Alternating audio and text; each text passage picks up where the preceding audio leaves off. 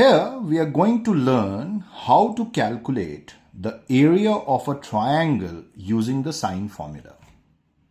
We know that area of a triangle is given by half times base times height. But this result is useful if we have a right angle triangle. Now the question at hand is, how are we going to find the area if the height is not known? So by some logic, we need to calculate the height. So in order to calculate the height, we'll use basic trigonometry. So for that, let's take any random triangle ABC. So here, this is any random triangle, and this capital A, capital B and capital C are denoting the respective angles and the opposite side. So for A, the opposite side is small a, for B, the opposite side is small b, and for C, the opposite side is small b. So capital A, capital B and capital C denote the respective angles, and small a, small b, small c denote the respective sides. So the first step would be to drop a perpendicular from A to the side BC. So let's do that. So we have dropped a perpendicular from A to the side BC. Let's say the foot of the perpendicular is D. Now we'll focus all our attention on this right angle triangle ABD so formed. So let me draw that over here. So we have a right angle triangle over here, which is right angled at D, and this is my triangle A, B and D. So as we can see that this side is C, so let's represent that also over here. So in this right angle triangle ABD so formed, if I have to calculate sine of the angle B. So sine of B is given by the perpendicular, that is AD, divided by the hypotenuse, that is AB. So from here we can say that the perpendicular AD is given by AB times sine B. And we know that AB is equal to C, so it is C sine B. Thus, using basic trigonometry, we got the perpendicular, that is C sine B. So now if I have to find the area of triangle ABC, so let's say area of triangle ABC, that is half, and for this triangle, as we can see, the base is A. So half multiplied by base A multiplied by height that we have just calculated, which is C sine B. So C sine B.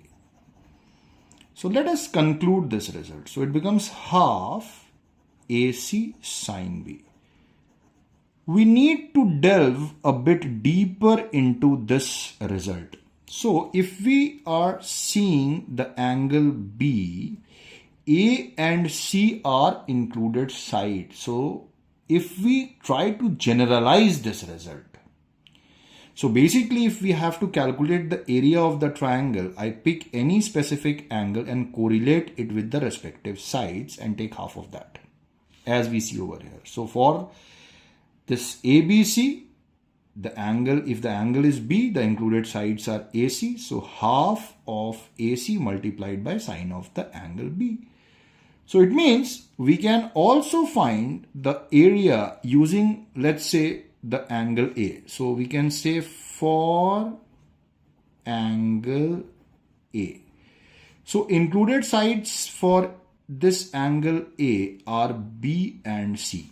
So the area, if we take angle A into consideration, the area of triangle ABC turns out to be half times the product of the included side, half times the product of the included side. So that is BC multiplied by sine of the included angle, that is A. Likewise, we can say that we can also calculate it in terms of this angle C. So for angle C. So for angle C, the included sides are A and B. So we can simply say that area taking C into consideration is equal to half the included sides or corresponding sides, which are A and B, and sine of the included angle, so which is sine C. So thus this is the result for area of a triangle. So we can take any specific angle that we call as the included angle and correlate it with the corresponding included side, as we did over here. So when we took B as the angle, the included sides or the corresponding sides were A and C, included angle is B. So it was half into AC, the corresponding sides and the included angle. When it was A, so for A, the corresponding sides are B and C. So corresponding sides are B and C and sine of A, and then you take half of this.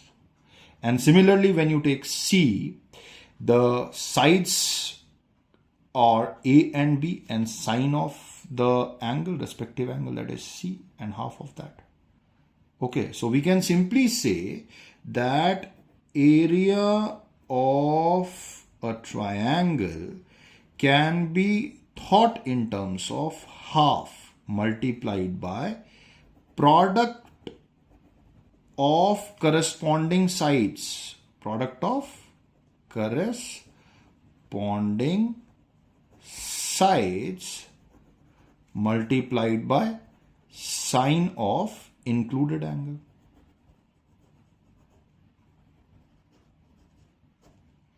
Right? So this is something which comes very handy when we want to calculate area of a triangle where the height is not known. Let us try to put this result to some use and see if the usability helps us. So let's take an equilateral triangle. Let's name the triangle as ABC. So as this triangle is equilateral, all the angles are 60 degrees. And all the sides are equal. So let's say the side is A respectively. Now we know that area of an equilateral triangle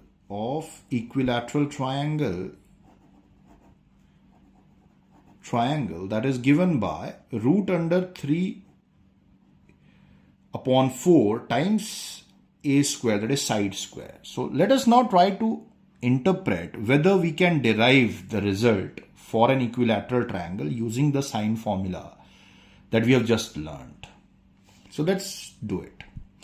So here, if I pick, let's say, the angle B. So the area of triangle ABC will be given by half times the corresponding sides. So the corresponding sides would correlate with AB and BC, and these sides are A and A. So half into A multiplied by sine of the included angle, and sine of the included angle means sine 60 degree. We know that sine of 60 degree is equal to root under 3 by 2. So if we take everything into account, A times A becomes A square. So this is root 3 over 4 A square. So what we just did is we derived the area of an equilateral triangle whose formula is root 3 by 4 A square using the sine formula result that we have just learned. So this is quite useful for a wide variety of problem solving.